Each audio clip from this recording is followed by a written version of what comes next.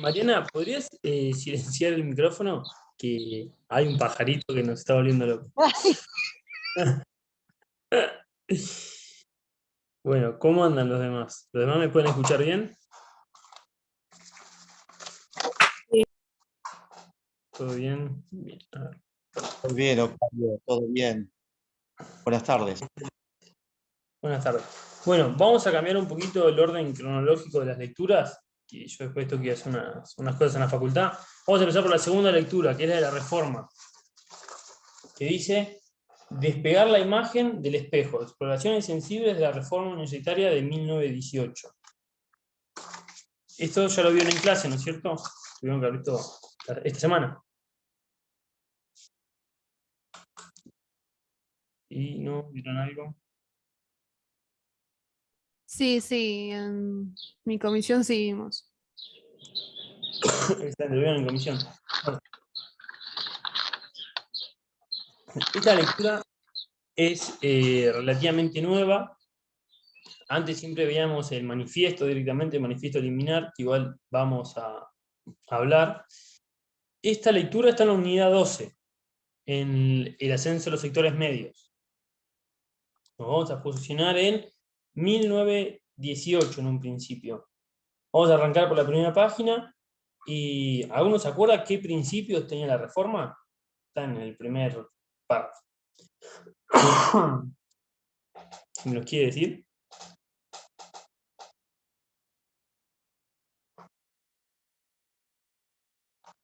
¿Ninguno se acuerda? Están ahí, dice: esa revolución americana se posicionaba frente a gobiernos, profesores y partidos aquillosados como una voz, reclama autonomía, cogobierno, extensión, investigación y nuevos docentes para estudiantes, nuevos graduados para la sociedad. A ver, cuando hablamos de autonomía de la universidad, ¿de qué estamos hablando? Como para hacerlo un poquito más ameno, así empezamos hablando. ¿A qué se imaginan que puede hacer referencia? Creo que no, yo leí la de Suriano, pero no alcancé, te soy sincera, a No, no hay problema. ver la otra, pero autonomía es que como que se enquistaban en solamente un pensamiento, ¿no? En ese momento, ¿puede ser? Puede ser. Puede ser. ¿Los demás qué opinan? ¿Qué puede ser la autonomía universitaria? Puedan elegir ellos los docentes, que se puedan manejar de una manera más independiente y no dependiendo del gobierno de turno, y que posiblemente esa educación esté no intervenida, pero sí condicionada por las políticas de turno. Claro, Excelente. a lo que decía mi compañera, que yo quería, de lo que me acuerdo, que es como que las leyes laicas vienen a hacer una reforma con eso también, que no solamente la iglesia era la que disponía de las cosas, sino que ahora hay un profundo examen desde los universitarios para la comuna en general, ¿no? Se Ahí no, expande todo. Mariana, para que ahí estás confundiendo épocas y cosas. No tiene nada que ver con las leyes laicas. Esto ya sabemos varios años después. Después, claro. Bien. No, es como dijo La ley Eugenio. 1420, ¿no? La ley 1420 habla más o menos de eso, o por ahí me adelanté. Pero vamos de a poco. Estamos hablando de la universidad solamente. Vamos a hablar de Claro, la universidad. está bien. La autonomía es, como dijo Eugenia, es la independencia de cada universidad a gobernarse con independencia de los gobiernos de turno, ya sean nacionales, provinciales, porque también ahora que vamos a ver, creo que hoy por hoy todas las universidades son nacionales, pero en ese momento teníamos provinciales, ¿no? La gama era diferente. Y cuando hablamos de cogobierno, ¿de qué les parece que estamos hablando? De los estudiantes, de los docentes y los estudiantes que trabajen en conjunto, que puedan también participar de las elecciones. Exacto. Ahí te está faltando un claustro, que es lo que se dice son los tres claustros, que son docentes, graduados y estudiantes. Esos son los 3 claustros, que sean como los 3 gremios, los 3 sindicatos, pero la definición es claustros que van a gobernar la facultad y que gobiernan la facultad. Y en menor medida, el gremio, digamos, no docente. Así que estas dos cosas, autonomía y cogobierno, es de lo que vamos a hablar durante esta lectura. Por eso quería que vayamos hablando de esos conceptos.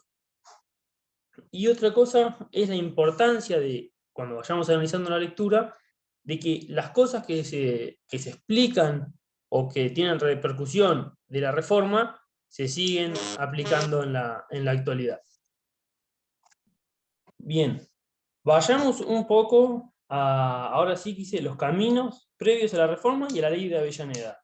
¿Cuál fue la primera universidad? La de Córdoba. La de Córdoba, que comienza en 1613, pero bueno, no tenía todavía lo que hoy, no era lo que hoy denominamos una universidad, era un instituto, sería. Pero ya en 1700, no, perdón, está bien, la universidad se crea en 1613 y en 1791 crean la Facultad de Derecho y Ciencias Sociales. Imagínense de lo que estábamos hablando, una facultad muy arraigada con la colonia y con muchísima más historia que todos los demás. Piensan que todavía ni existía Mar del Plata, no estábamos ni cerca. Bien, entonces tenemos una universidad con una historia muy rica, pero muy asociada a la colonia y a la Iglesia Católica, ¿no? Dice, el siglo colonial se terminó cuando el propio Deán Funes elaboró un plan de estudios que abandonaba la escolástica, pero todavía tenía un arraigo en la Iglesia Católica. Dice, luego de la caída de Rosas, la universidad fue transferida a la jurisdicción nacional y por ende su sostén quedó dentro de la órbita del gobierno nacional. Estamos hablando de 1857. ¿Cuál fue la ley más importante, digamos, de ese momento sobre las universidades? ¿Cómo se la llama? Está ahí en la página 152. ¿La ley de Avellaneda? Exactamente. La ley de Avellaneda, que es un proyecto presentado por el entonces senador y rector de la Universidad de Buenos Aires, Nicolás Avellaneda. Dice, si bien es una propuesta muy concreta y sucinta, genera un intenso debate. Porque hay dos conflictos que se dan con esto.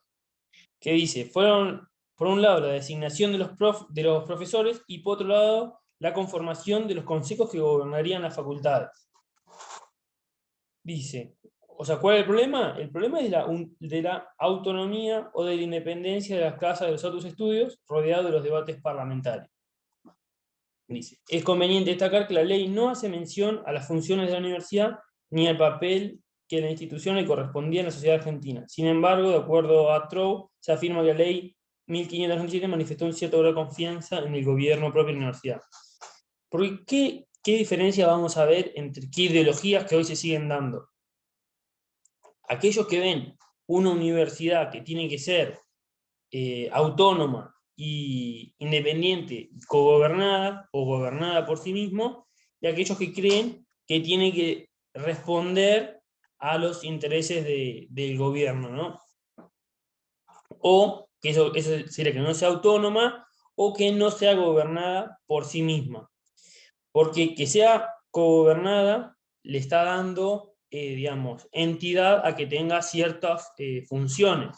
Vamos a ver ahora que las universidades y las facultades se dividen, como decir de una manera, en poder ejecutivo, que es el que tiene, es una forma de decir, para que se lo imaginen, el rector sobre la universidad y el decano sobre las facultades. Y luego tendremos algo así como una especie de poder legislativo, que es el Consejo Superior en la universidad, y los consejos académicos en cada facultad.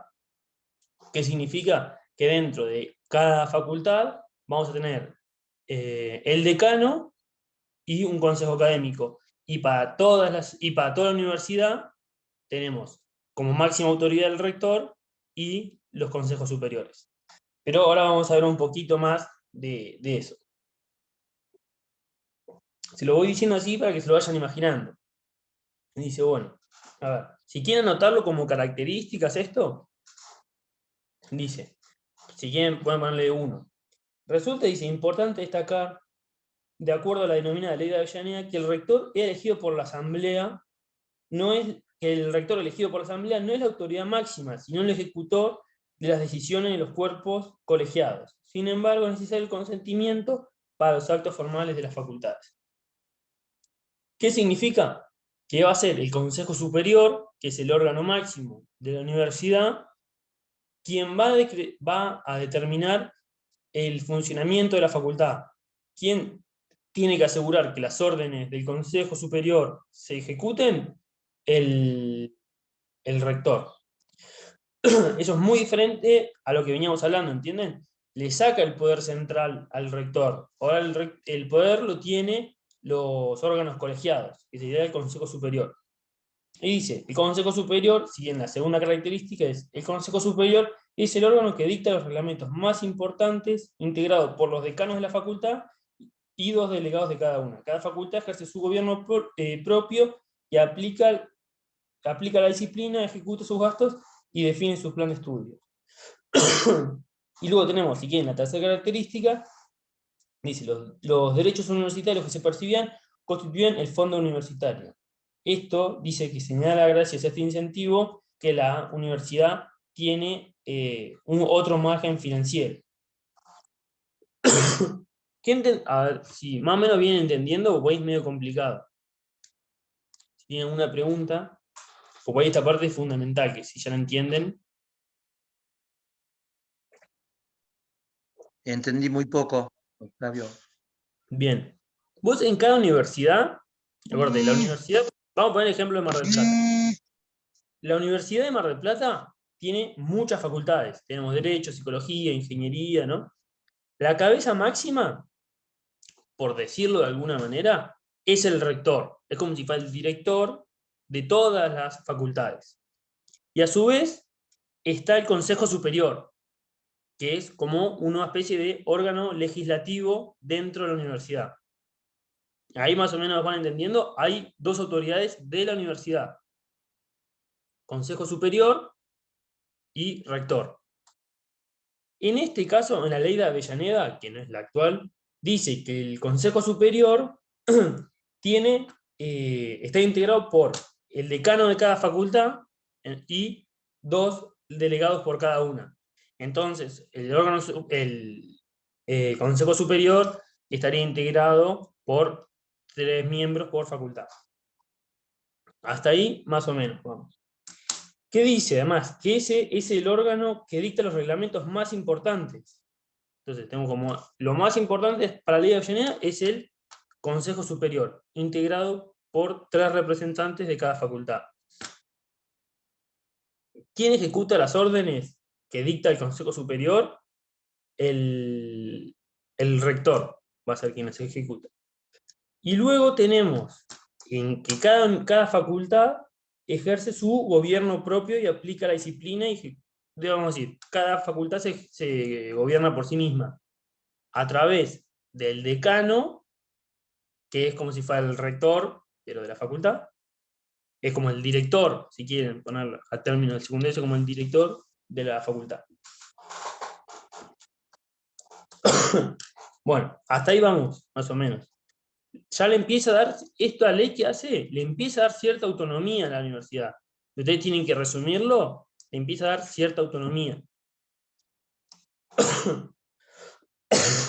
Perdón que ando con una tos. Bueno, entonces tenemos, a todo eso se le agrega que hay un fondo universitario que se les va a dar a las universidades, que le da cierta autonomía financiera, ¿no? Ahora, hay 2 acontecimientos que pasan en Córdoba, que ya empiezan a generar problemas. ¿Se acuerdan cuáles son? Están al final de la página 153, creo que sería. De donde veníamos leyendo.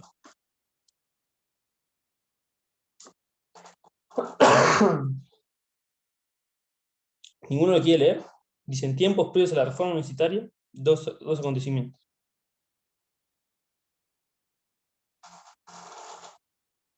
Les voy contando, si no se hace tan largo. ¿Qué problema vamos a tener en Córdoba? Una tensión, como dice, entre católicos y liberales. No los liberales de los que hablamos hoy en día, sino de gente que creía que la universidad tenía que ser laica, ¿no? Que no tenía que haber presión de la iglesia en la universidad. Entonces, el primero de estos es el caso Capdevila, que es una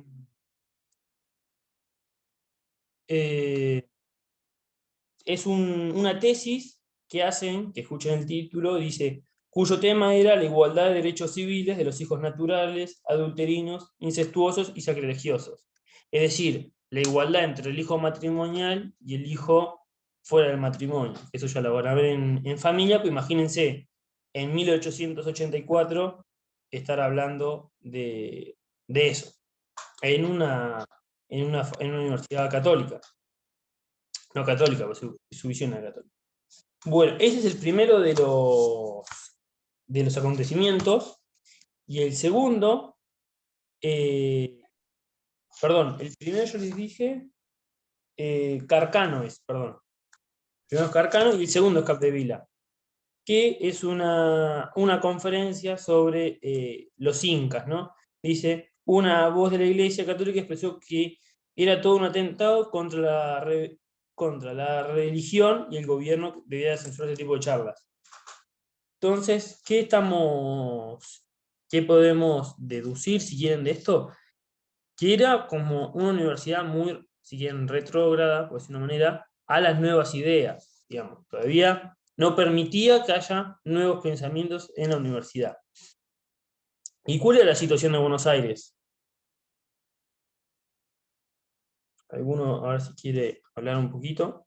Se estaba hablando de la cuestión universitaria, ¿puede ser?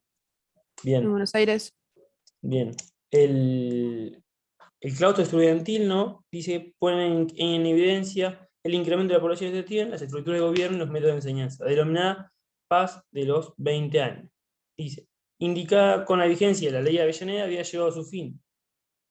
¿Qué es lo que quiere decir? Que a comienzos del siglo XX, la ley de Avellaneda, antes de eso, había llegado a una estabilidad en las universidades, digamos, ¿no? Y con este conflicto estudiantil, ya eso que le dicen la paz de los 20 años, que lo había traído la ley, empieza a erosionarse.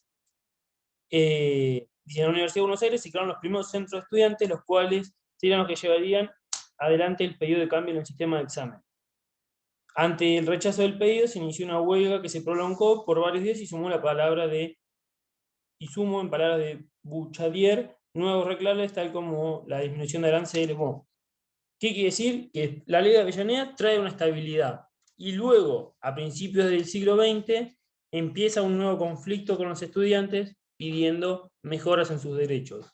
Si quieren esto, véanlo como un común denominador, que siempre los conflictos los van a llevar adelante los estudiantes en pos de nuevos derechos. ¿Y qué pasa después, no? Tenemos la creación de una nueva universidad. ¿Cuál es?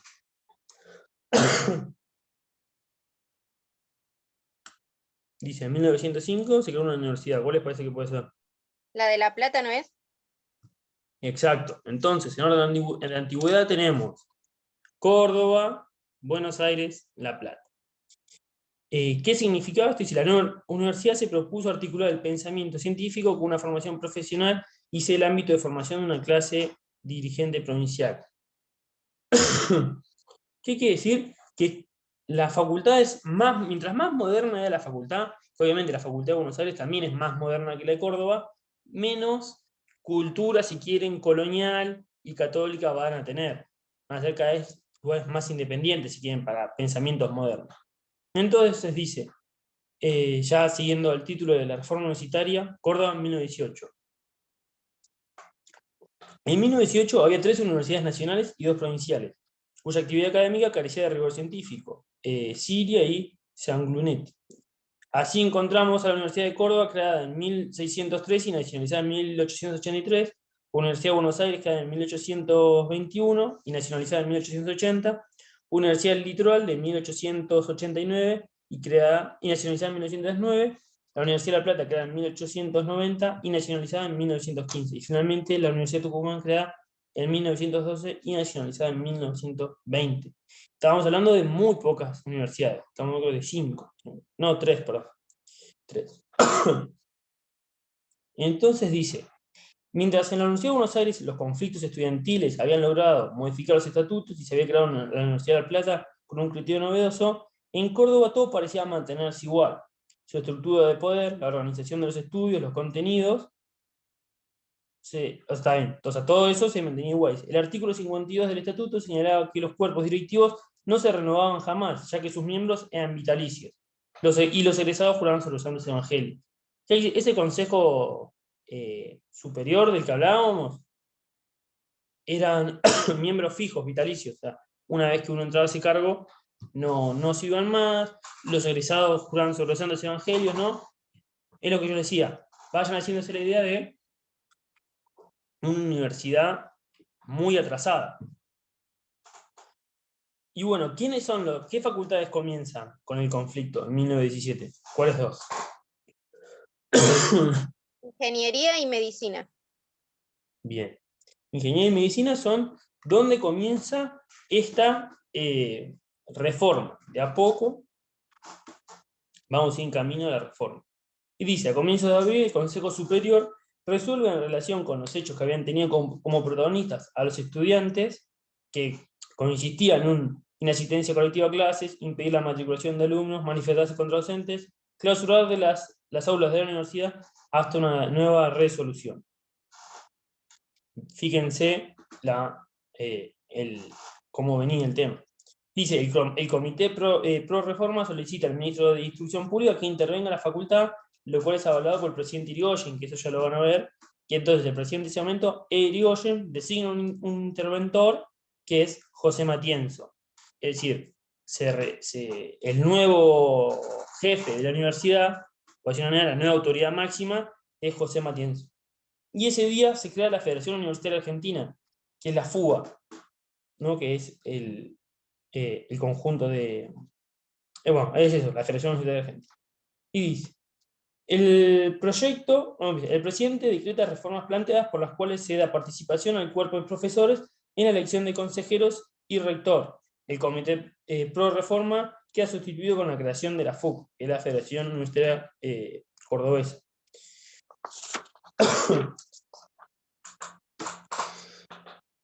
Y dice, Matienzo convoca por primera vez en la historia de la Universidad de Córdoba a todos los profesores para votar en la asamblea por nuevos decanos y vicedecanos, junto con la integración de consejos directivos. Entonces, ¿qué hace el interventor que designa el Estado? Va a hacer una renovación de todos los decanos y vicedecanos. Como veníamos diciendo, cada decano es el director o jefe de cada facultad. Y con los consejos directivos, que serían como el órgano legislativo de cada facultad. Dice, triunfan mayoritariamente los candidatos de la FUC y queda solo la elección de rector. Para ello convocó una asamblea universitaria el 15 de junio. Bueno, se da esta asamblea y bueno, los estudiantes entran en la misma y no se puede terminar. Y en el libro de actas, un estudiante escribe: la asamblea de todos los estudiantes de la universidad decreta huelga general el 15 de junio de 1918. Entonces, venimos, un conflicto de los estudiantes, una intervención de la facultad, de la universidad, designación de nuevos rectores, de nuevos decanos, y se hace una asamblea para un nuevo rector. Y en esa asamblea la toman los estudiantes, es decir, nunca llega a realizar su cometido. Entonces dice, entre el 15 y 20 de junio Todo fue en contexto de huelga general y se extendió a otras ciudades de la Universidad Argentina. Y dice, la Gaceta Universitaria publica el manifiesto Liminar, dirigido a todos los hombres libres de América del Sur, escrito por Deodoro Roca. Entonces, ahí ya tenemos que entre el 15 y 20 de junio hay una huelga general en la Universidad de Córdoba y se publica el manifiesto Liminar, que ahora vamos a leer un poquito, que bueno, la verdad es una obra literaria muy linda, que está escrito por Deodoro Roca, pero no lleva su firma, que es un escritor y abogado. Entonces dice, expansión y retroceso. Perdón, hasta acá viene con alguna pregunta. No escuché, Octavio, manifiesto, ¿cómo era el nombre del manifiesto? Liminar. Liminar. Liminar. Gracias. Bien. Octavio, te hago una consulta. Sí. Hablamos de un conflicto, una intervención, las elecciones, que bueno, y después dijiste algo como que no se resolvió, ¿cómo? Ahí me perdí. Bien, sí, lo vamos a leer. Cuando se hace la votación de nuevos decanos y vicedecanos, se convoca una asamblea para el 15 de junio para decidir el rector. Entonces, ya tenemos que hay decanos, es decir, el director de cada facultad ya está establecido. Ahora lo que nos falta es el rector, que es la autoridad máxima de toda la universidad. Eso pasa. Entonces, se decreta una asamblea, que en esa asamblea se va a votar al rector.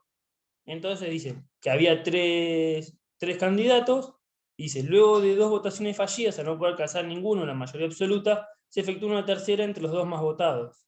Como resultó los votos de Centeno fueron para Nores, bien, no importa quién es, le dice, lo cierto es que no se proclamó el resultado, ni siquiera el acta fue aprobada, ya que los estudiantes invadieron la sala y uno de ellos, Emilio Viagoch, escribió en el acta la asamblea de todos los estudiantes de la Universidad de Córdoba decreta huelga general. O sea, cuando van a hacer la asamblea para votar quién va a ser rector, no se llega a nada, porque la toman los estudiantes. Es eso. O sea, es decir, no hay una resolución de ese conflicto todavía. Octavio, ¿te puedo hacer yo también una pregunta? Sí, pregunten nomás, sí, sí.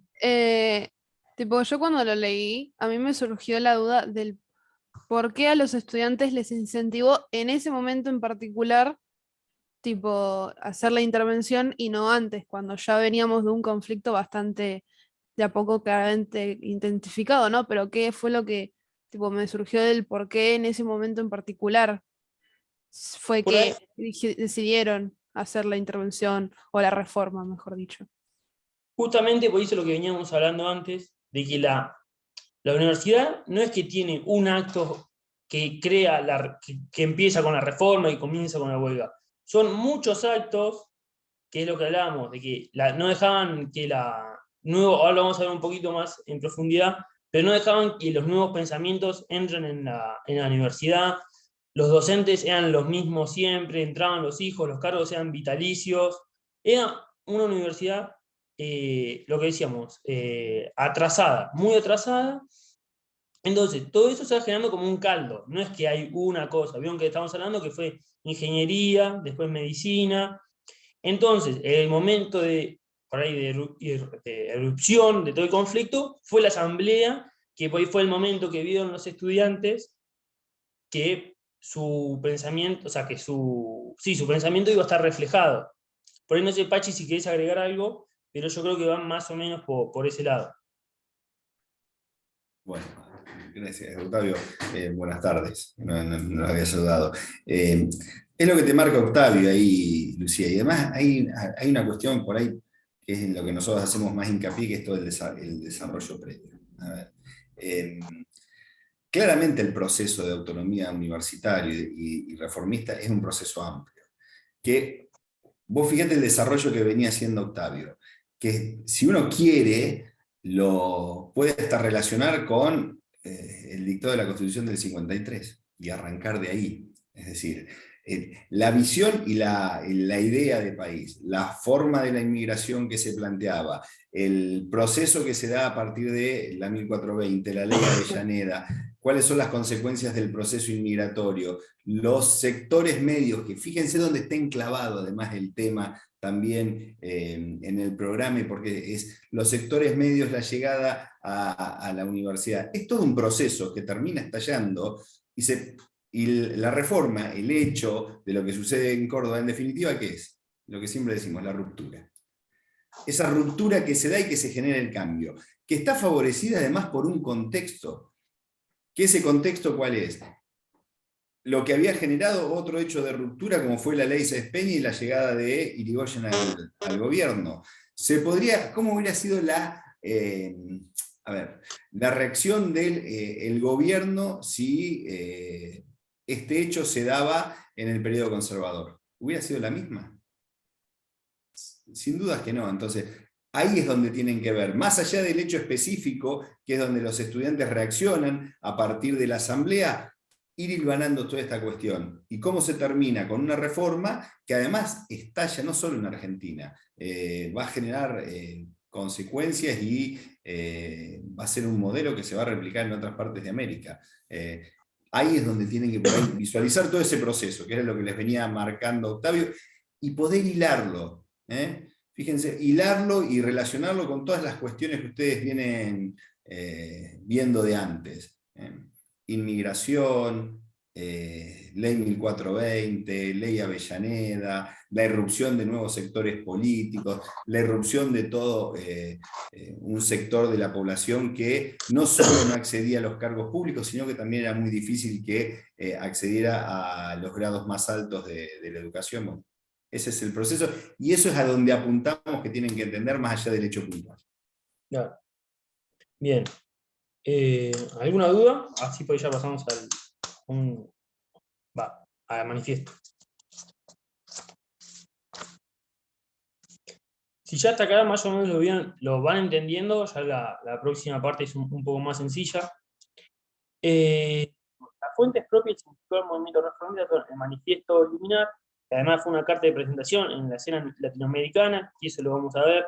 La reforma en Córdoba se expande y tiene repercusión en toda América Latina. Dice, junto a la creación del primer Congreso Nacional de Estudiantes. El primero, es el manifiesto, remite a las preocupaciones que los estudiantes tenían en muy distintos planos. El rol de la ciencia, que dice, esto es una cita del manifiesto, dice, pasa silenciosa o entra mutilada y grotesca. Es lo que veníamos hablando. Entonces, no dejaban que la nueva ciencia entre a la universidad, sino que se seguían viendo cosas antiguas. Creo que me parece, Pachi, que habíamos visto que la teoría de la evolución, ¿no? Que no dejaban que se dé en la facultad. Me dice, el papel de los docentes universitarios, alternativamente como otra cita del manifiesto, dice, alternativamente como exponentes del derecho divino del profesorado bajo formas de tiranizar e insensibilizar, o como la vinculación espiritual bajo el amor como sinónimo de enseñanza. Es decir, ¿no? Los profesores se veían como algo divino a los profesores, ¿no? No estaban en el mismo nivel. Bueno, la verdad que ahora sí, algo del manifiesto vamos a leer, pero bueno, estaría muy bueno si le pueden pegar una leidita. Y dice, el primer Congreso Nacional de Estudiantes Universitarios, que se celebró en julio de 1918, en este congreso se pensó en un proyecto de ley universitaria. Por ahí son muchos tips, pero por ahí lo más importante que dice de lo que se pensó del congreso es un cogobierno estudiantil, la autonomía política, docente y administrativa de la universidad y las elecciones democráticas de todas las universidades de la universidad. El manifiesto Liminar y la declaración del Congreso de Estudiantes remite a pensar en 3 categorías de análisis y discusión que atraviesan la historia de la Universidad Argentina y Latinoamericana hasta el presente. En primer lugar, la organización y el cogobierno de la universidad. En segundo lugar, la enseñanza y los métodos docentes. Y finalmente, una proyección social y política de la universidad en contexto. ¿Qué quiere decir? Si quieren, es una especie de primera conclusión que hace la lectura. Del manifiesto, del congreso estudiantil, de la huelga, ¿qué podemos recoger de todo ese mix? Tres cosas. La organización y el gobierno de la universidad, es decir, una reforma en las dos cosas. En segundo lugar, la enseñanza y los métodos docentes, es decir, cómo los docentes se eligen y cómo se renuevan.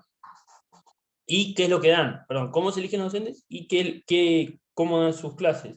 Y el segundo es la proyección social y política en la universidad. Esto es lo que se denomina la extensión universitaria también, ¿no? Que es, en simples palabras, qué es lo que la universidad le puede devolver a la sociedad. Y dice, a partir de 1918 la reforma posibilitó la democratización del gobierno en las instituciones universitarias y permitió que otros sectores sociales puedan acceder a un título universitario.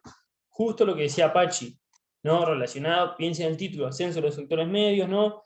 Cada vez se permite que más personas accedan a la universidad. Y bueno, esto por ahí lo vamos a pasar un poco para arriba, pero dice, el primer lugar donde prendió la chispa reformista fue en Lima, ciudad donde reinaba el espíritu colonial que se encontraba en esa universidad. También tenemos Chile, México, ¿no?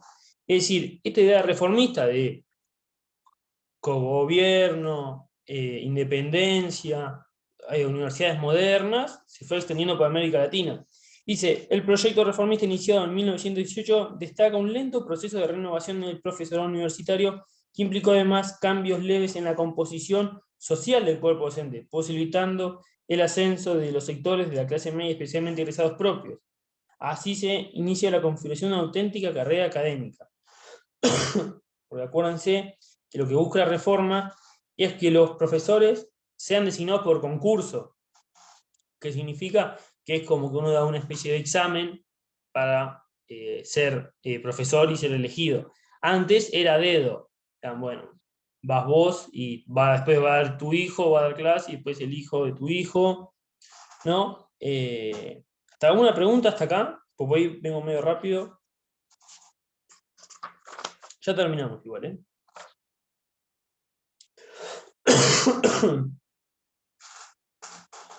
¿Ninguna duda? Miren, acá dice, otra consecuencia fue el crecimiento de los alumnos matriculados en las universidades. Así en 1906 había 1942 y 10 años después rondaba los 7.000 y en 1920 alcanzaba los 12.000 estudiantes.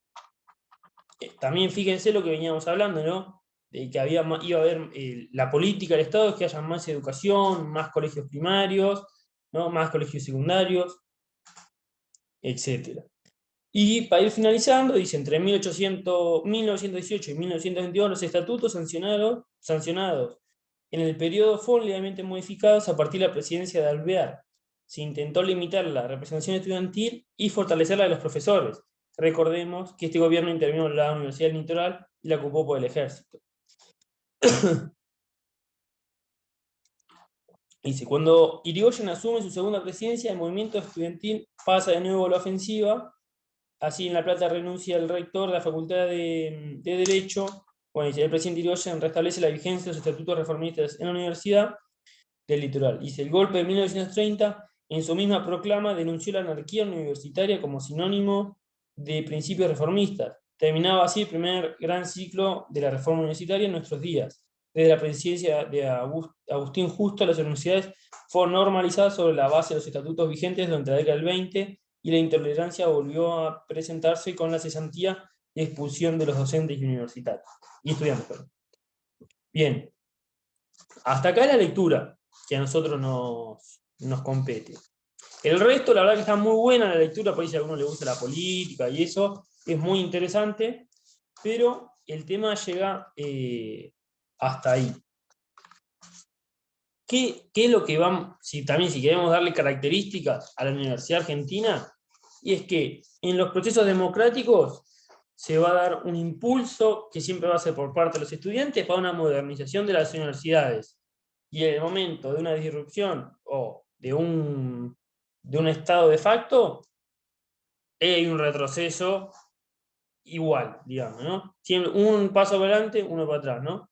Bastante complejo esa parte, pero bueno, lo que ustedes hoy tienen que entender es lo que buscaba el movimiento estudiantil de ese momento, que es que buscaba que más estudiantes puedan participar, que las universidades sean más modernas, que haya más investigación por parte de la universidad, que haya extensión, que es lo que yo les decía, que es cómo la universidad devuelve lo que le da a la sociedad, ¿no?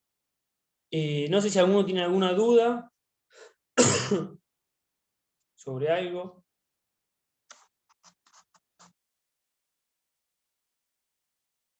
Nada que quieran decir.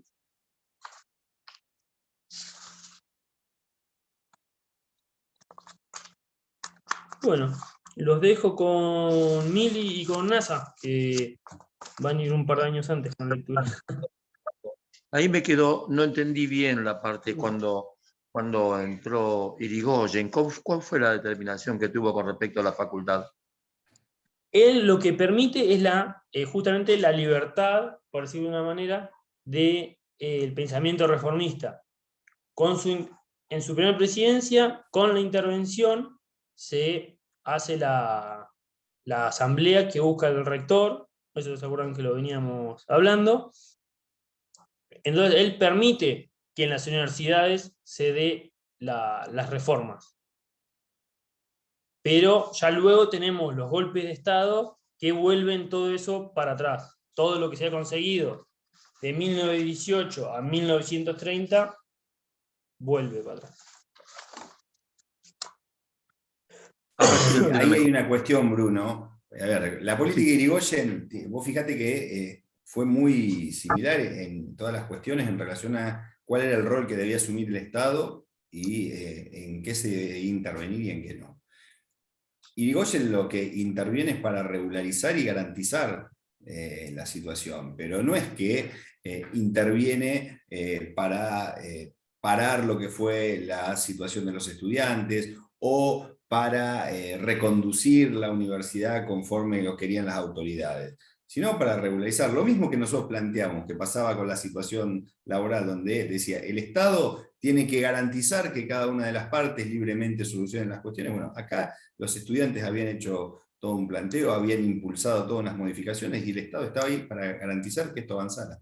Nada más. Pachi, ¿sí eso también tiene que ver más o menos con la otra lectura que habla de que no tenía intervención en las cuestiones sociales el Estado por el pensamiento liberal.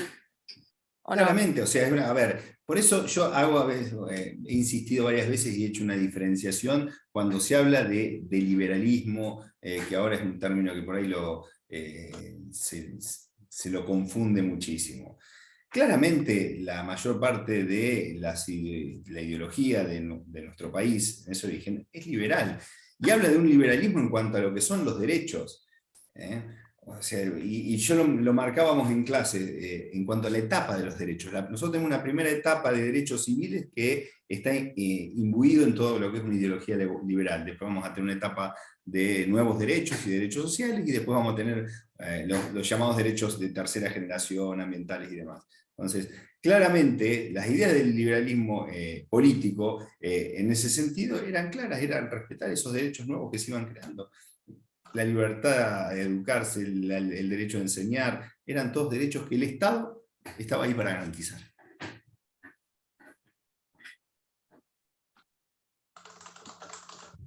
Bien, gracias, gracias.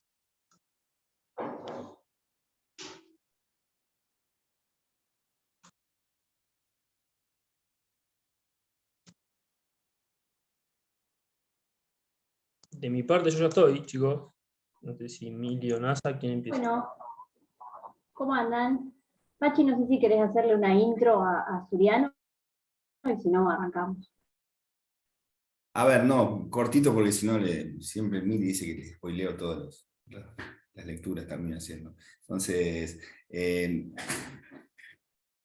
tratar de relacionar esto, chicos, y contextualizar la lectura, es decir, fíjense lo que recién se terminó de ver y con la lectura de Suriano nos va a pasar lo mismo. Nosotros vemos que todo lo que se va a analizar acá tiene que ver con cómo se pensó ese Estado y cómo se modificó. Esto es importante, que ustedes visualicen y diferencien lo que fue ese primer Estado fundacional, o esas primeras presidencias fundacionales, con lo que es la generación del 80 y con un Estado que se convierte en una maquinaria de poder electoral también. Entonces, tienen que diferenciar porque la reacción, naturalmente, ante el proceso inmigratorio va a ser lo mismo. Pero en todo caso, voy hablando después, así no adelanto de la lectura y lo vamos viendo entre todos. Bueno, pregunta primero, ¿ya pudieron leerla, la lectura, la tienen a mano? Como para ir sabiendo nosotros, no es para decirles, bueno, si no la leyeron, mal, sino para saber si podemos ir haciendo preguntas, si podemos ir trabajándola entre todos, o si le damos más contenido nosotros para que después la vayan a leer. ¿Quién pudo leerla ya? ¿Cuál es la lectura, perdón? Que no La de escuché Juan bien. Suriano, la de Cuestión Social. Sí, ya la estuve leyendo. Buenísimo. Yo leí, pero no la terminé. Me falta un poquito. Me faltan lo mismo, 3 páginas más o menos. Sí, Bien, 2. bueno, bueno, con que hayan leído algo vamos a armar.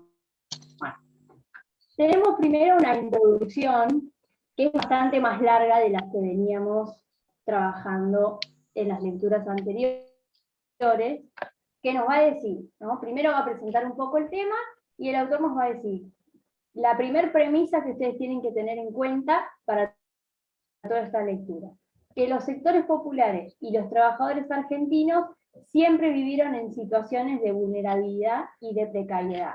Eso es lo que primero tenemos que tener en cuenta.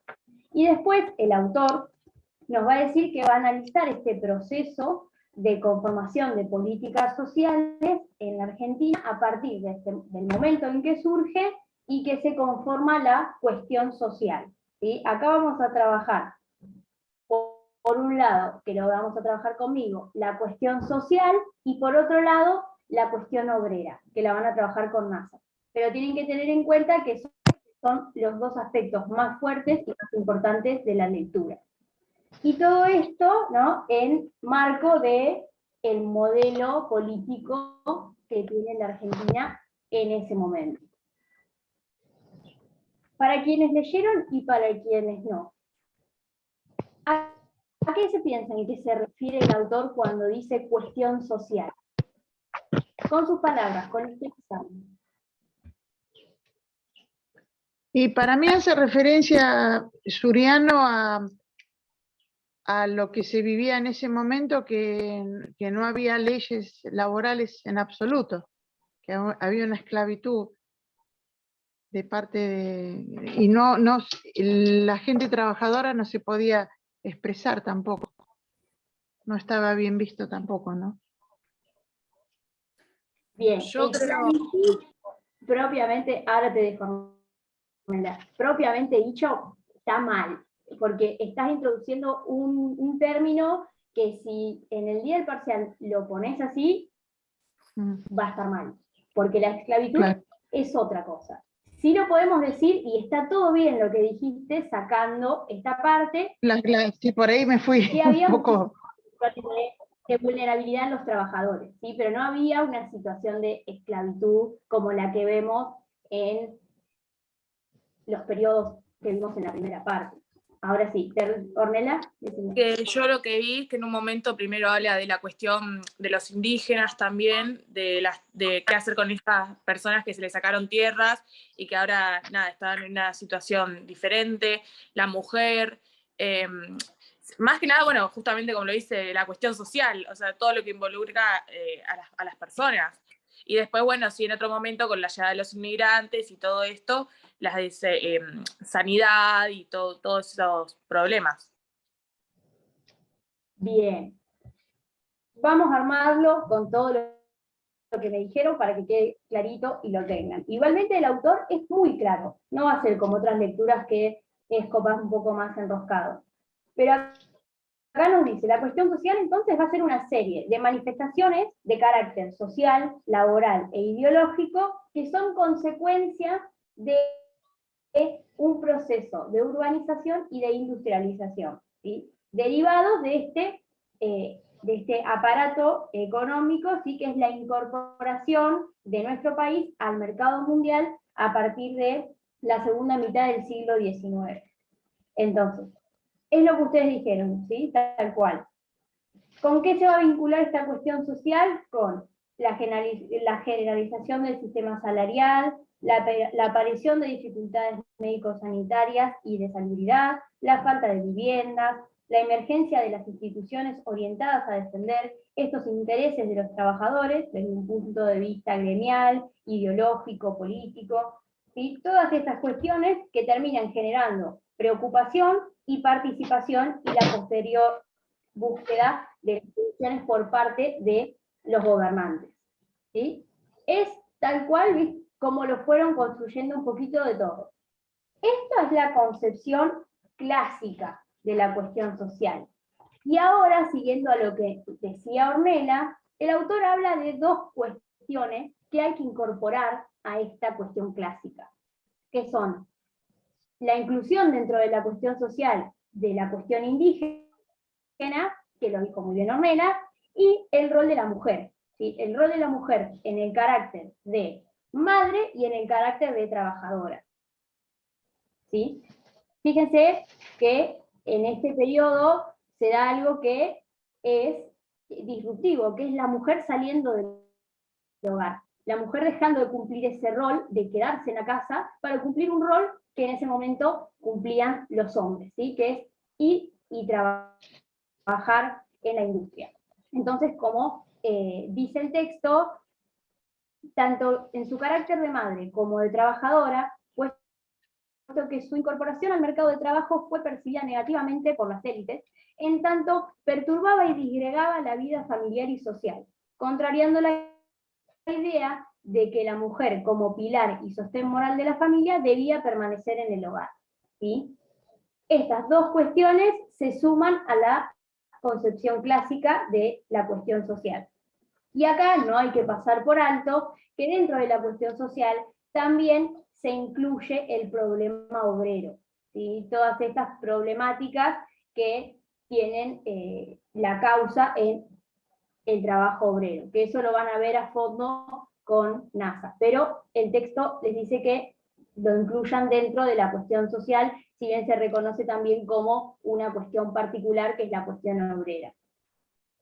¿Desde cuándo se empieza a plantear esto de la cuestión social? A ver, ¿qué les parece?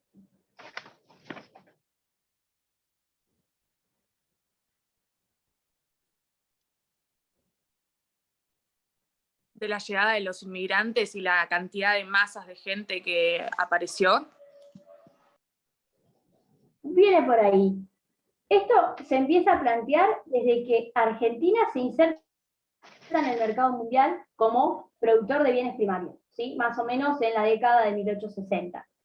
Entonces, las primeras preocupaciones, ¿cuáles van a ser? Esto que decía Ornella, la masiva llegada de los inmigrantes y los problemas que trae, obviamente, la acelerada urbanización de toda esta masa de gente.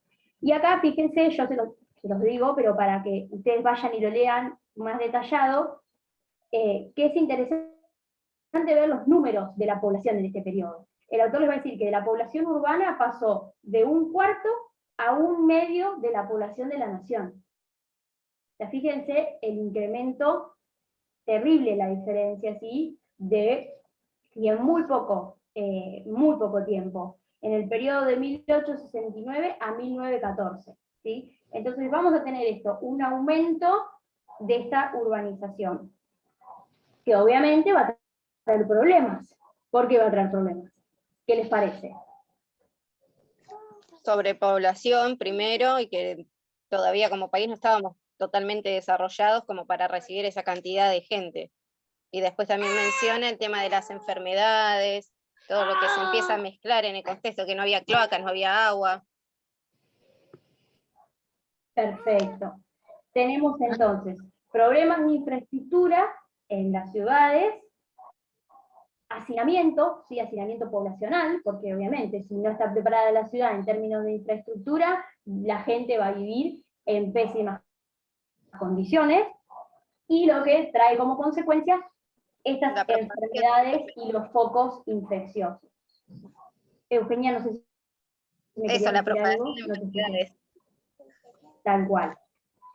¿Y qué va a pasar en este periodo? Que la salud y la enfermedad trascienden de lo que es el ámbito individual de la persona para convertirse en un problema social, ¿sí? ¿A raíz Claro. de qué? A raíz de... No, que de Sarmiento en el que, año yo quería agregar que decía que Sarmiento en 1868 inaugura las obras de agua corriente, como lo dice aquí. Claro, tal cual, el texto Ya con eso lo menciona. Sí, se sí, está termina, bien. se trata de terminar un poco con lo que era la propagación de enfermedades, y después viene el tema en abril del 1858 con la fiebre amarilla, que fue Claro, realmente eso con el es tema del casi cólera. el detonante, tal cual. Eso es a lo que yo quería llegar. La gran epidemia de la fiebre amarilla es si se quiere, para que ustedes lo tengan en cuenta, es el gran detonante para comenzar a pensar que la enfermedad es un problema social, que no es solamente un problema del individuo que en ese momento está enfermo, ¿sí? Van a tener en el texto más detalles, y esta fiebre amarilla va a matar al 8% de la población, ¿sí? Un montón. Y también va a pasar un fenómeno que va a repercutir esta enfermedad no solo en los sectores más pobres, en los sectores trabajadores, sino que se va a repercutir, como dice el autor, casi democráticamente sobre diversos grupos sociales. Entonces, por esta razón también se comienza a ver como un problema social. Y aquí nace la intervención de grupos médicos para la solución de este problema, ¿sí? Que el texto los denomina higienistas. Los ¿Alguien higienistas. sabe qué pensaban este grupo? ¿O qué les parece que pueden pensar? Ellos querían como que el Estado, porque hasta ese momento como que la clase trabajadora, que era de estos inmigrantes que habían llegado, que eran los que propagaban las enfermedades, no estaban visibles por el Estado, o sea, no existían prácticamente. Y lo que pasa con la salud es esto, que se vislumbra, estos médicos y los higienistas dicen que tiene que empezar a ser una cuestión del Estado, y ahí es cuando empiezan a ver que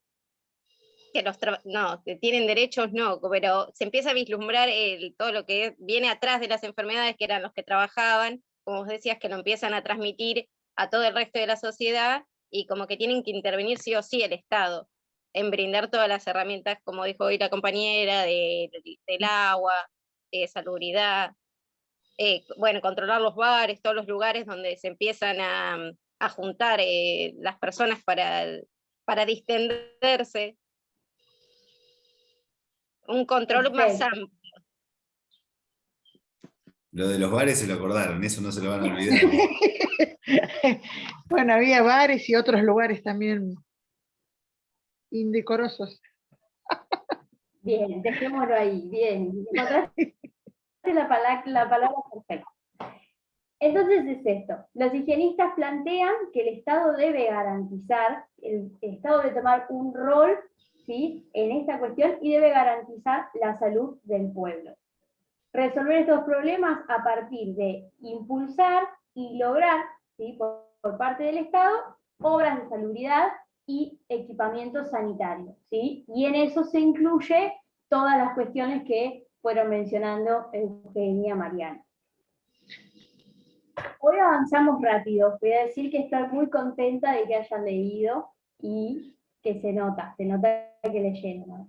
Digamos que puede a ser que, perdón, no, quería señalar que quizá ahora es como que a partir de ese momento el Estado tuvo que sí o sí formar parte del control de estos lugares para ser sanitizados, ¿verdad? O sea, para ser controlados, con que la gente vaya en estado de higiene y demás.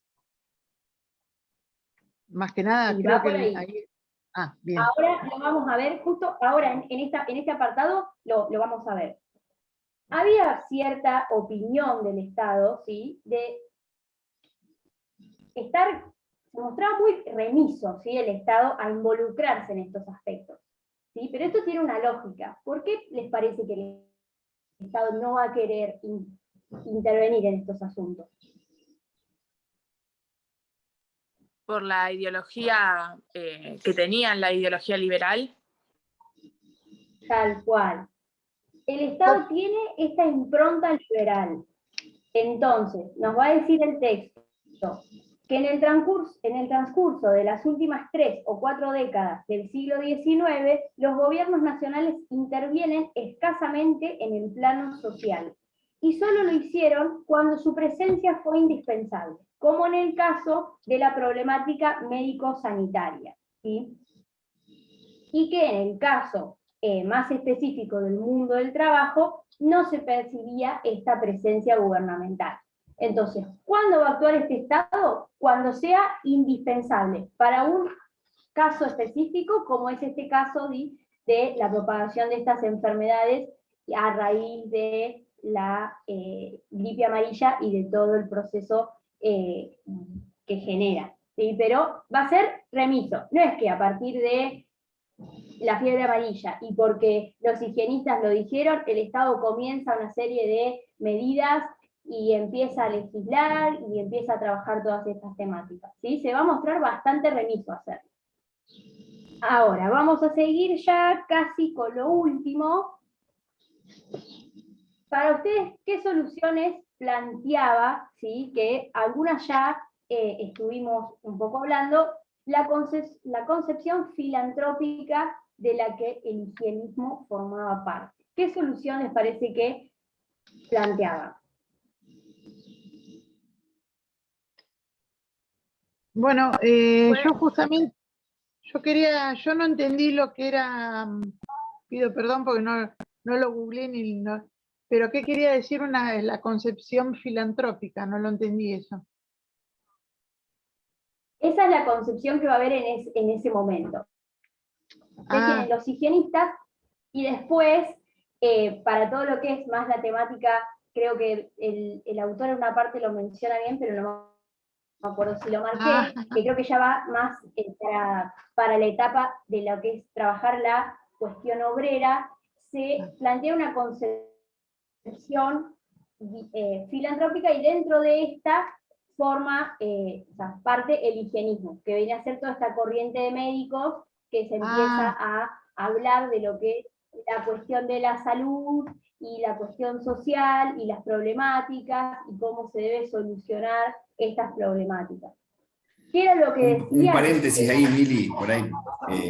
Ahí con todas las asociaciones filantrópicas, esto tiene mucho que ver además con la inmigración, y se va a dar en gran parte de Argentina, para que por ahí lo puedan asociar, además de lo de los higienistas, con ¿qué es alguien que practica la filantropía? Alguien que supuestamente ayuda al otro sin beneficio alguno, ¿no? En todo este periodo vamos a ver la aparición en la mayor parte de las ciudades de las famosas asociaciones de socorros mutuos.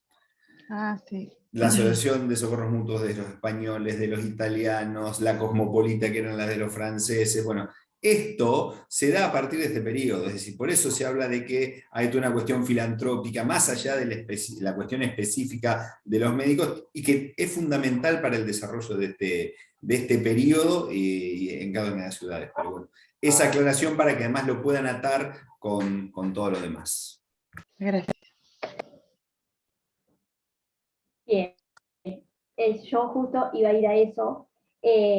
¿Cuáles eran estas soluciones que planteaban? Una es estas organizaciones de beneficencia, ¿sí? Que se hacían cargo de instituciones que eran asilos, casas de huérfanos, hospitales, manicomios, ¿sí? Todo ese estilo de instituciones. Una de las soluciones también era brindar un estímulo a la moralidad de los trabajadores, ¿sí?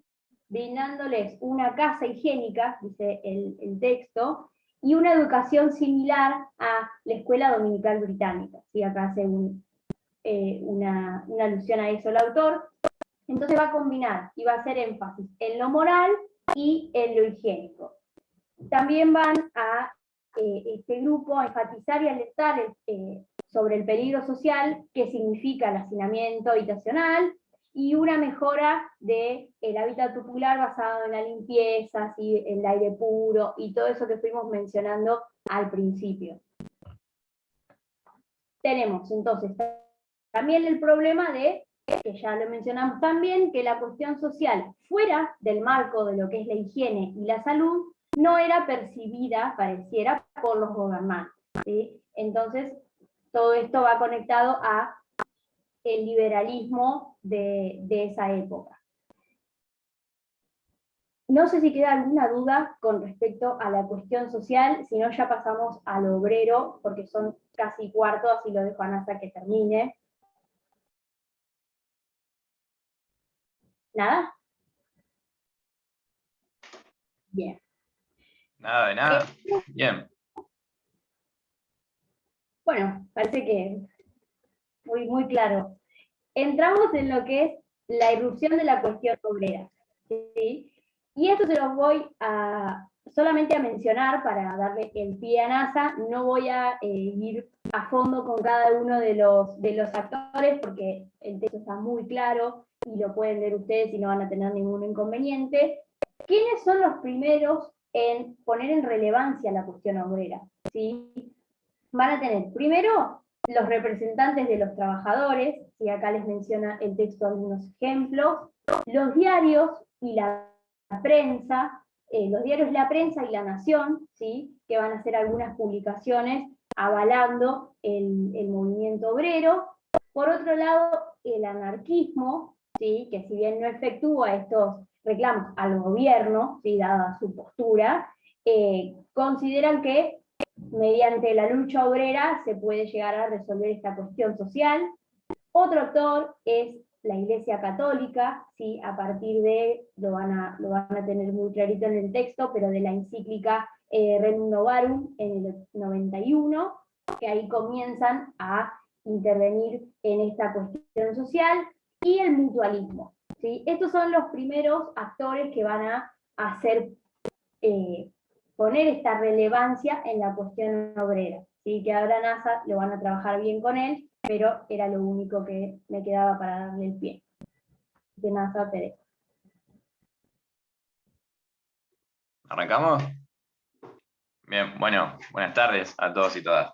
Bien, perfecto. Siguiendo en la línea de lo que venía diciendo Mili, teniendo en cuenta todos los actores sociales que integran ahora la cuestión social y el tema de la cuestión social y quienes van interviniendo, lo primero que tenemos que entender es que el proceso de intervención del Estado en cuanto a la cuestión social está muy polarizada ideológicamente por todos estos sujetos, esta pluralidad de sujetos de las asociaciones mutuales, los filántropos, los higienistas, el mismo Estado, la intervención de la Iglesia Católica, y con la llegada de la inmigración son nuevas olas ideológicas que entran al país, que son, por ejemplo, el anarquismo y la conformación del Partido Socialista, que si bien van a tener una connotación más a favor de lo que es la cuestión obrera y de los derechos obreros, van a tener al mismo tiempo, por su propio peso ideológico y su participación y esta puja de poder que tienen cada uno de los sectores que están interviniendo, van a tener también ideas antagónicas. El texto nos va tirando ciertos puntos, o sea, ciertos hechos de quiebra, los cuales los tenemos que tener en cuenta, empezando en 1881 por el petitorio de tipográficos, pero bueno, lo vamos a pasar medio por arriba porque eso lo pueden leer ustedes y pueden ir armando una línea de tiempo con cada una de las fechas. Lo que tienen que entender bien de esta parte del texto es cómo con estos sujetos se va dando un proceso desde la intervención del Estado represiva a una intervención más asistencial de lo que serían los derechos de los obreros. ¿Y cuáles son las participaciones de estos sujetos en ese proceso? ¿Sí? El texto arranca con el petitorio de tipográficos para el descanso dominical, que se da, municipalmente se otorga, y después el Ministerio del Interior y otros sectores se manifiestan en contra, y solamente se legisla para el trabajo infantil. Ahí ya tenemos un primer suceso de quiebre de lo que venía pasando y que va demostrando cómo va escalando la cuestión obrera y sus conflictos hacia un pedido de intervención estatal. En 1896 aparece el primer proyecto legislativo de intervención de la cuestión obrera, que es de los diputados Lobos y del Valle, que no se tiene en cuenta, pero ahí ya tienen los lineamientos de qué es lo que pedían los obreros, o sea, cuáles eran las necesidades que tenían los obreros en ese momento, el descanso dominical, la jornada de 8 horas, un seguro de riesgo de trabajo y demás, ahí ya tienen marcado en ese proyecto. Obviamente el proyecto no se tiene en cuenta por el corte liberal que tenía el Estado, y eso significaba intervenir directamente en la cuestión social, e intervenir entre los intereses de los empresarios, de los cuales tenían muchísimo poder a partir, acuérdense de lo que ha dicho Emilia, Argentina se había insertado dentro del mercado mundial y estaba necesitando mano de obra, más que nada mano de obra. Esa mano de obra venía de parte de la inmigración. Con la inmigración también llega esta ola ideológica. Pero uno de los motivos por los cuales se presenta este proyecto legislativo para otorgar este tipo de derechos laborales es cuidar de que no se frene la inmigración. O sea, la cuestión obrera, si bien para una parte del Estado era por culpa de la inmigración, también se decía que con toda la problemática social que había, se iba a frenar la inmigración y Argentina iba a dejar de recibir mano de obra. Dentro del proceso tenemos que diferenciar que se pasa la cuestión obrera y la cuestión social de una cuestión policial a una cuestión de intervención. La primera respuesta del Estado no fue si bien fue una respuesta interventiva, fue una cuestión de intervención represiva. O sea, las primeras leyes que se legislan para controlar, entre comillas, la cuestión social son leyes represivas. ¿Me pueden decir alguna de esas leyes que me habían dicho que la habían leído?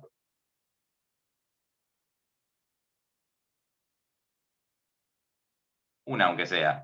La ley de residencia. Bien, perfecto. ¿La ley de residencia o la ley Cané? Legislada por Miguel Cané, el escritor de Juvenilia. Si alguno fue al Juvenilia, bueno, ya saben por qué tiene el nombre de la escuela. Y saquen sus propias conclusiones.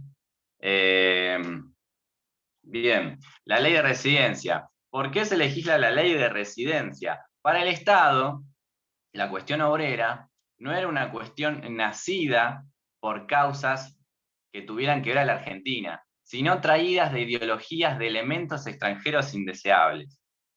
¿Sí? Para el Estado, un Estado liberal que se había fundado en base a las libertades individuales, a las libertades políticas, donde se decía que había movilidad social, donde el obrero podía seguir para adelante y generar sus ingresos y poder progresar, para el Estado era totalmente imposible que existiera una cuestión obrera en cuanto a los derechos de los trabajadores, porque los trabajadores tenían todas las libertades, según nuestra Constitución, cosa que no estaba pasando en la práctica.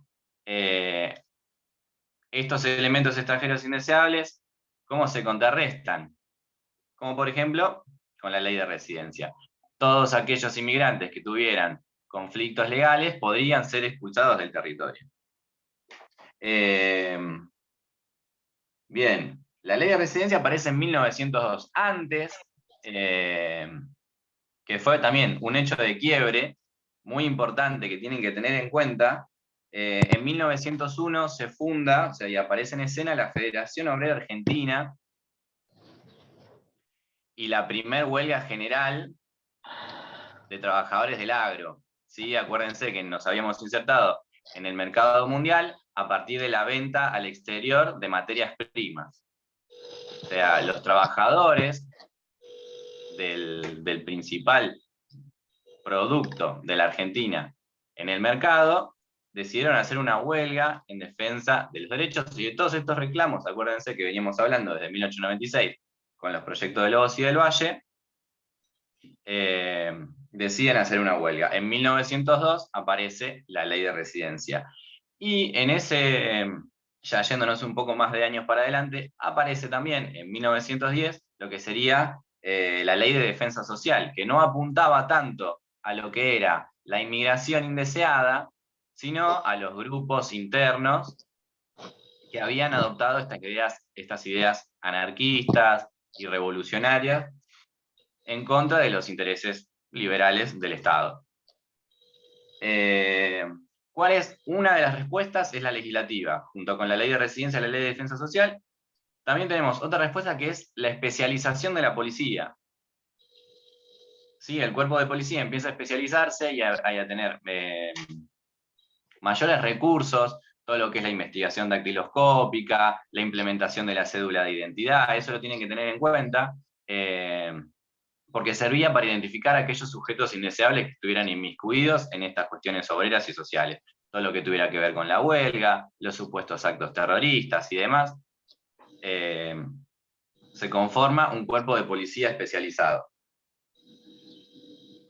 Con el tiempo, o sea, varios diputados se van dando cuenta de que la cuestión social no era una cuestión de elementos extranjeros y una cuestión policial, sino que tenía causas también dentro del territorio y eso podía ser nocivo para el progreso del país. En cuestiones económicas, en cuestiones sociales, o sea, el malestar era mucho, todo lo que era económico también peligraba. Ya habíamos tenido una huelga del agro y demás, entonces había que legislar. En 1904 aparece el proyecto de Joaquín B. González, que tiene más o menos los mismos lineamientos que tenía el proyecto de Lobos y del Valle, pero un poco yendo en consonancia con la idea del elemento extranjero, indeseable y demás, y también en consonancia con lo que venía haciendo la ley Cané, prohíbe las reuniones políticas basadas en ideologías extranjeras que fueran nocivas a la moral y en contra del orden público. ¿Qué significaba esto? Era directamente un atentado al derecho de reunión que tenían los grupos anarquistas, que eran los que supuestamente conformaban la base ideológica del movimiento revolucionario y de huelga que tenían los obreros.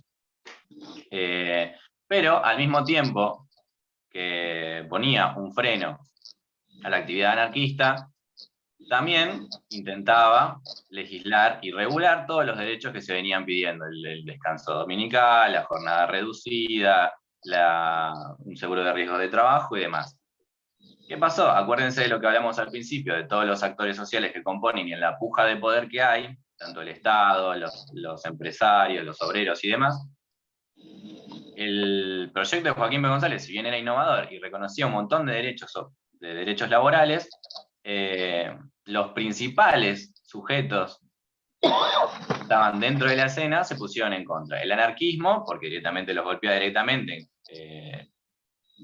limitando su derecho de reunión, la forma en que ellos promulgaban sus ideas y demás, en la conformación de los sindicatos, y al mismo tiempo también tuvo el repudio de los empresarios. ¿Por qué? Porque se iba en contra del espíritu liberal y el Estado estaba interviniendo en contra de sus intereses también. Entonces, el proyecto de Joaquín B. González no se trata directamente, pero es el pie para que años posteriores comenzaran a aparecer las primeras leyes en defensa de los derechos laborales. En 1905 aparece la ley de descanso dominical, en 1907 se regula el trabajo femenino infantil y en 1915 aparece de la mano de un proyecto de Alfredo Palacios la primera ley de accidente de trabajo.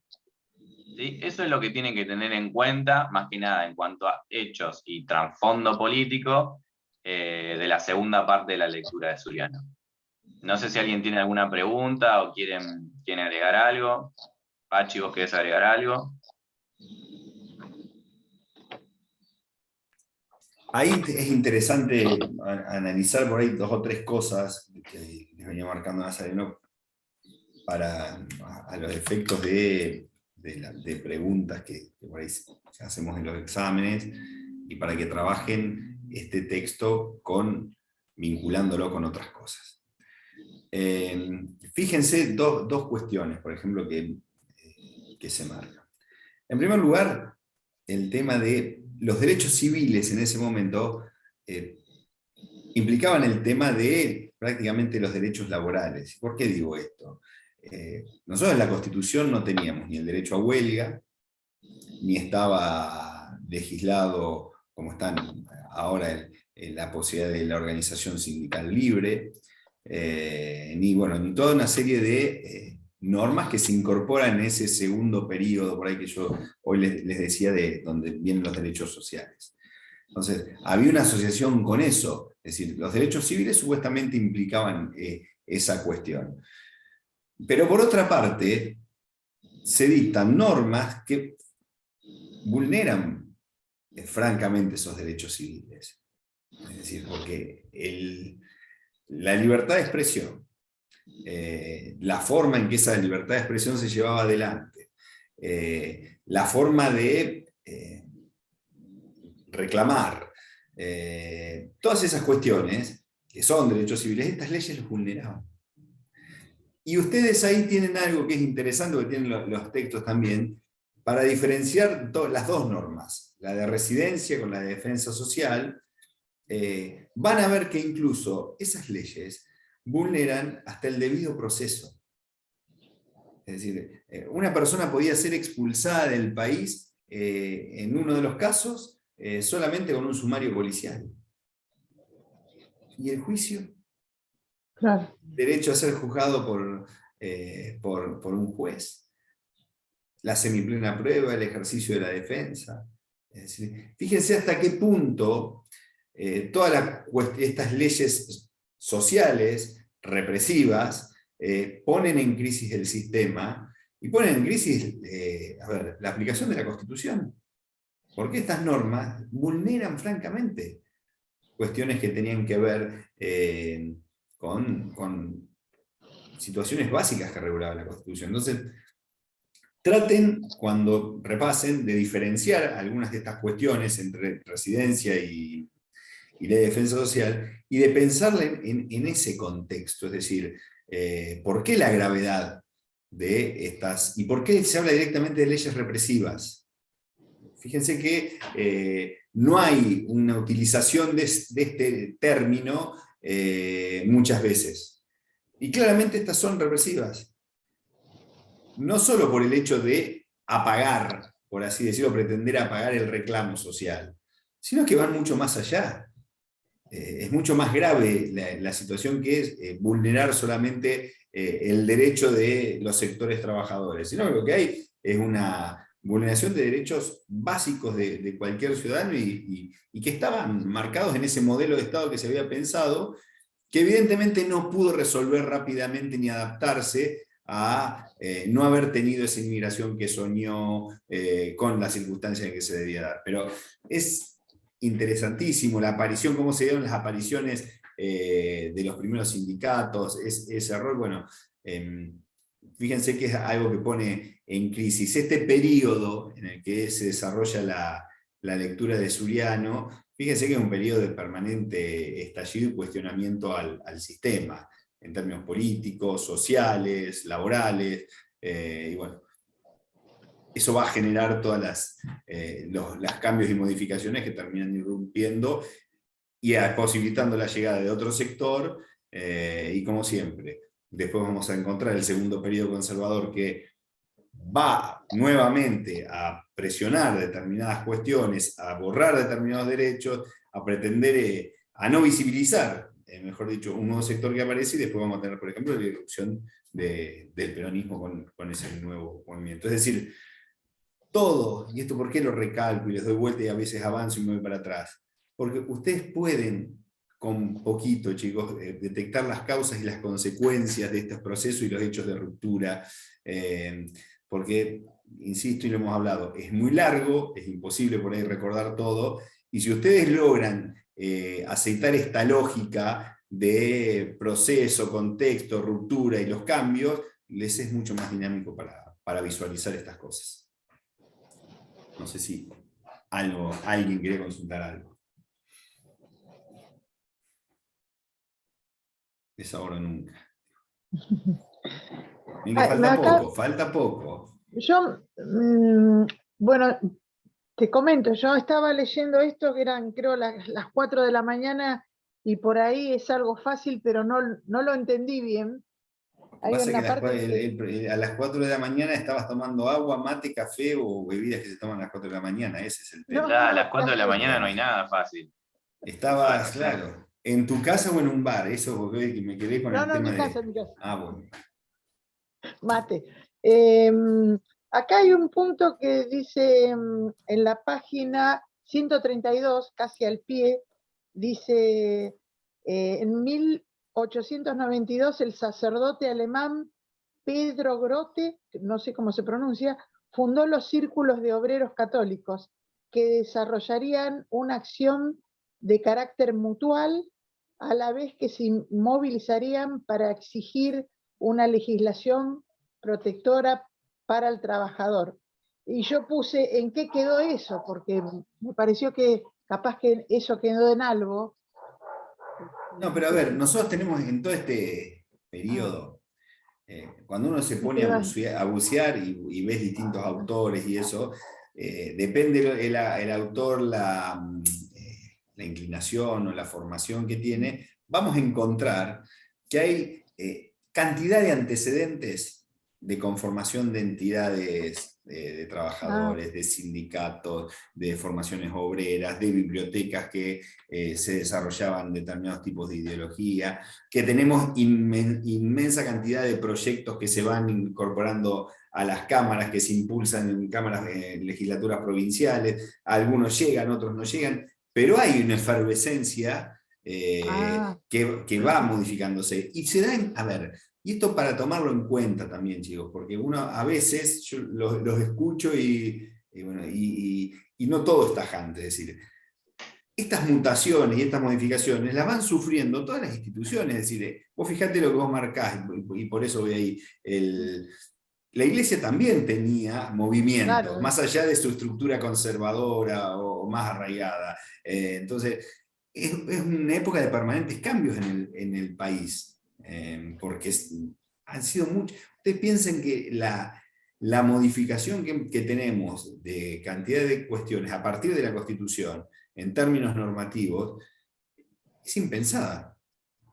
Nosotros entre el 10 y el 53 no logramos sacar una Constitución. Acá sacamos la Constitución y a partir de ahí codificación, inmigración, nuevas leyes, nuevas instituciones, y vamos a encontrar antecedentes de esto por todos lados, pero vean y presten atención a esa idea central de seguir ese proceso hasta llegar a las grandes transformaciones. Euge. Gracias.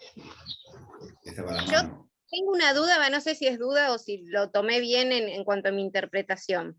Hay que saber distinguir la cuestión social de la cuestión obrera, porque a mi interpretación, o sea, la cuestión obrera está relacionada con la cuestión social en un principio. No, vos ahí, a ver, yo por ahí marco ustedes lo que por ahí tienen que diferenciar entre las leyes represivas es la de residencia y la de defensa social, porque Nazareno se los marcó, por ejemplo, la defensa social apunta claramente y define un sector. La forma de expulsar a la gente del país es definitivamente específica, se vulneran más cuestiones. Eso por un lado. Después los cambios sociales y los obreros están claramente entrelazados. O sea, ¿por qué? Porque la cuestión social no solo tiene que ver con las modificaciones obreras, políticas, bueno, abarca toda esa cuestión. Por eso no podés escindir la cuestión social de la cuestión obrera. Pero por eso, la diferenciación tiene que ver por ahí más que nada con las diferencias normativas existentes entre esas dos cosas. Pero la situación social, fíjense que contempló todo esto. A partir de esta cuestión social y de las transformaciones sociales vamos a tener las modificaciones obreras. Vamos a tener los cambios y las actitudes que tiene el gobierno con relación a los inmigrantes.